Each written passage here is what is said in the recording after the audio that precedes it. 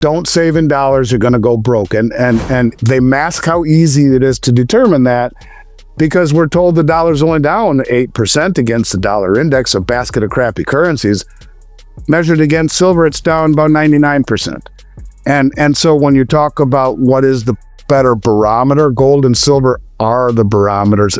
Gold might be the best barometer, where the dollar's down 70+%, 75% against gold. Measuring against a basket of currencies, think of Triffin's dilemma, where every currency has to buy dollars in order to transact global business, at least for now, oil and whatnot. So all of these currencies sell their currency to buy ours, makes ours stronger in relation to theirs. That's why manufacturing flows to other countries. But same thing is true when you're measuring the value of the dollar against a basket of currencies that devalue their currency against ours. It's a stupid measuring stick. In today's news recap, silver price soars past $60 for new record. Silver notched another record high on Tuesday as the precious metal continues to attract bids amid concerns over a market deficit. Spot silver rose as much as 3.6% to a new peak of $60.46 per ounce, keeping the momentum of a record-breaking rally that has lasted nearly 2 months. Driving this surge was a supply crunch caused by a historic squeeze that hit the London market in October. While that concern has eased in recent weeks, global supply remains tight, with Chinese inventories now hovering at their lowest in a decade. What do you think, you guys? Are you buying even more at these record prices? Also, behind the move was the expectation of a U.S. interest rate cut this week, which would be positive for safe haven assets such as gold and, by extension, silver. The white metal is getting a bid this morning alongside gold ahead of the Federal Reserve meeting, with the market pricing in near certainty of a 25 basis point cut, said Trevor Yates, a senior investment analyst at Global X ETFs. Silver first surpassed its October peak in a choppy trading session as a chaotic halt on the COMEX exchange in late November dried out liquidity. The holiday season and low physical trading in London's over-the-counter market also amplified price moves. Tuesday's rally takes silver past the $60 an ounce mark for the first time ever. The metal has now doubled in value this year, even surpassing the 60% gain seen in gold. Now smash the subscribe button, turn on notifications so you do not miss out our daily recaps, and check goldsilverstacks.com to get the Stacker's Handbook, the ultimate guide to trade the gold-silver ratio so you do not have to rely on market commentators to stack efficiently. Let's get back into the episode. Bigger picture first. I mean, look, the trend is here. And the thing is, mainstream doesn't notice the trend. And I think maybe even the people who watch this show don't really realize how big the trend is. Over the last 10 years, price of gold has gone from 1,100 to 4,200. That's a 256% increase. And price of silver has moved from 13 to 57. That's a 315% increase. But I think the real trend right now is in deliveries, like we were talking about. Something big is happening on COMEX. I've been screaming that forever, right? And in the December contract, which went off the board 29th, a couple days after maybe the day after Thanksgiving. So far, over 10,000 COMEX silver futures contracts have stood for delivery. 10,000. At 5,000 ounces each, that's more than 50 million ounces of silver that have been taken off the exchange, including 565 contracts or 2.8 million ounces in a single day. So over 60% of the COMEX registered silver was claimed in just the first 4 days of trading in the 2025 December contract.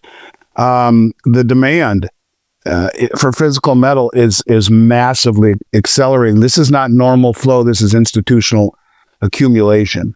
And I think that this is something that cannot be overlooked. It really can't be. At the same time, you even have Reuters coming out and saying that the London silver tightness or the liquidity crisis is real. And it's happening. And so you're finding cracks within the system as you see massive shortness and demand for delivery.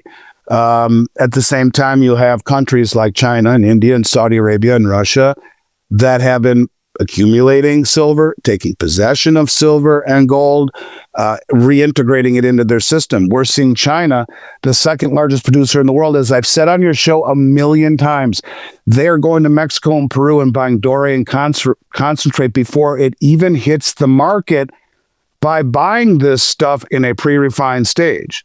So they're locking up supply at the source long before it has any chance of reaching the global exchanges. And so I think that this is putting huge stress on the market. Ultimately, will put massive stress on the market. And then you have the U.S. Department of Interior, who adds silver to the 2025 critical minerals list, as we've talked about. And in order to get on that list, by the way, the metal has to be essential to the economy or to national security.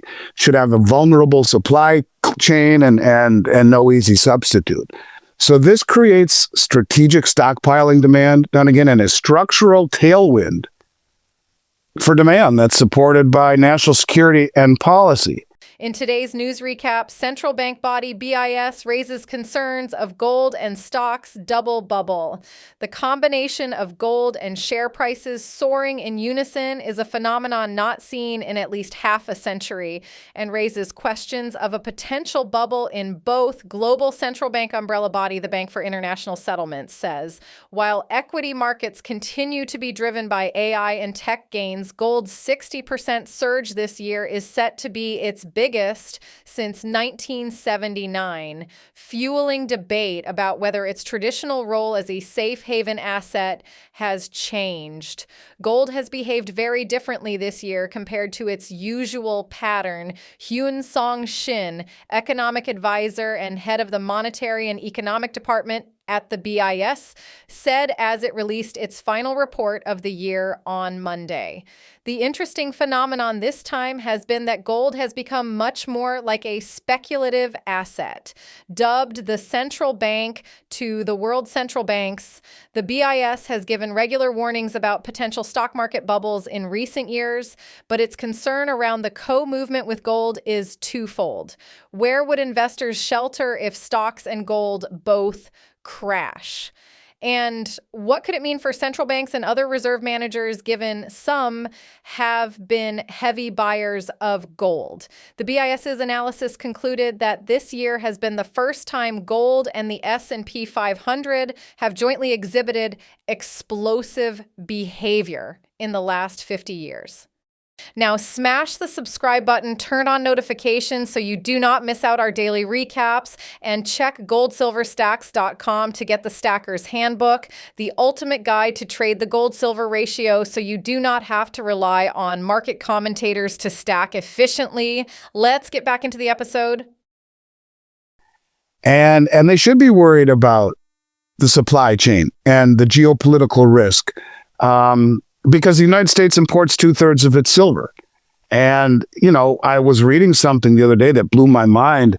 It says AI data centers especially burn through silver. It says every server and power unit uses a little, but tens of thousands of machines lock up thousands of ounces permanently. And powering these centers is even more silver intensive. A 500 megawatt solar farm, enough for one major AI campus, can require up to 300 metric tons of silver, or 9 to 10 million ounces. So all of this is happening while the U.S. relies heavily on foreign silver, and physical metal is leaving the transparent markets. 75 million ounces have been pulled from COMEX since October. Moved to stronger hands. So, yeah, I think that, look, here's another one. 583 million paper ounces traded on Friday. That's 75% of annual global mine supply in one day. And the COMEX had 103 deliveries and the LBMA 553. So, it's getting crazy. In China on Friday, silver closed above $60 an ounce. And so, we keep seeing the price higher in China, which is kind of pulling the price along with it. I just think that things are beginning to really, really, really change. And now you got banks like UBS who are vocal saying that the 300 million ounce physical deficit, and we've been seeing that every year between 1 and 300 million ounces going on the 6th year in a row, is turning them bullish. And they recommend long positions in silver they've never have before. So yeah, I think when you talk about central banks repatriating gold and all of the stuff we've been talking about, standing for delivery, sovereign wealth funds, commercial banks, huge deliveries. To me, what this boils down to is that it will ultimately trickle down into the retail market. And it hasn't yet, but it will. And when it does, it will happen very quickly. Things will just become very difficult to obtain. It doesn't happen at the highest levels and then just stop. I think you'll see it move down into the retail market. It's interesting because on just about everything but American products, premiums are as low as I've ever seen them. The American products, they seem to be going higher and higher. But you will find, I think, that what is a easy to get, flush, supplied, laden market in retail very quickly will change. Not there yet, but I think it will, based upon what we're seeing around the globe. The retail public is just more or less asleep, and that's the truth of it. So, yeah, I think there's great values everywhere. Maybe the best value I've ever seen in my career is pre-65 silver, ever.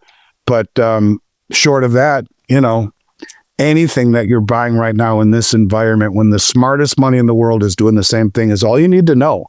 That's where the value is. The people who are doing this, the central banks, the commercial banks, the sovereign wealth funds, and some massive traders here in the U.S. who this is what really pisses me off. Nobody in the mainstream media has asked the question, who's doing this? Or even alerting the public that billions upon billions upon billions upon billions upon billions have come in since November of last year. For the last year, we see these kinds of inflows where literally millions and millions of ounces of gold and silver are standing for delivery every month in New York. Why is no one asking who's doing this and what's behind it? Is that by design? I would argue probably is.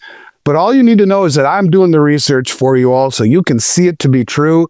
And when you see people at that level, they're the most well-informed traders in the world. They know what's coming. They don't do it for the hell of it. That's all you need to know. Period. And here we are this month again, massive record deliveries. No one's asking. This is not a market that it's reaching its limit or ending. When the most sophisticated traders in North America, a la the commercial banks, are going long and standing for delivery, who are being backed by someone big enough to where not even the media will talk about it? Is it the wink, wink, nod, nod Treasury Department? Is it the Exchange Stabilization Fund? How about Bo Hines? Bo Hines, the CEO of USA Tether, who was Trump's crypto czar, and Tether has $14 billion in gold, and buying gold with all of their excess reserves that they're getting through the issuance of stablecoins backed by treasuries, and the interest on those treasuries isn't transferable. Gold and silver are becoming far more valuable than the currency that stands behind it or that is used to purchase it. And I think that's all you need to know. So anything you're buying right now to get you out of the dollar into the trade that the biggest money in the world is doing, there's your value. Do you agree with him? Are you still bullish in gold and silver? Is a massive collapse going to happen in 2026? Post in the comment section down below your honest opinion. Subscribe if you have not yet done so. And watch this video right here because it's a perfect fit for you. I'll see you on the other side.